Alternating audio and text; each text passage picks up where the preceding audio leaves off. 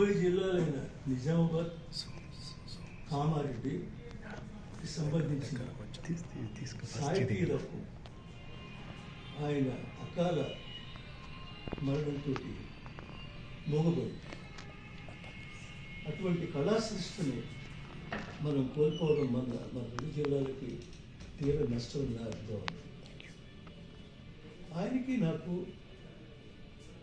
చాలా అవినాభావ సంబంధం ఉంది. ఆయన రాసిన పాటలు రేడియోలో నేను కంపోజ్ చేసి పాడించిన పరిస్థితి. అది కాకుండా నిజామాబాద్ శతాబ్ది ఉత్సవాలు జరిగినప్పుడు ఆయన స్వాగత గీతం రాశారు. స్వాగత గీతాన్ని కూడా నేనే ట్యూన్ చేశాను.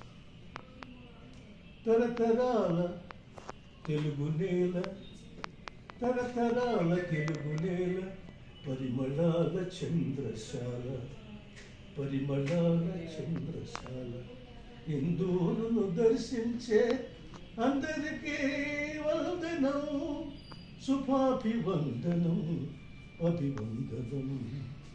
తరతరాల తెలుగు నేల అని చేత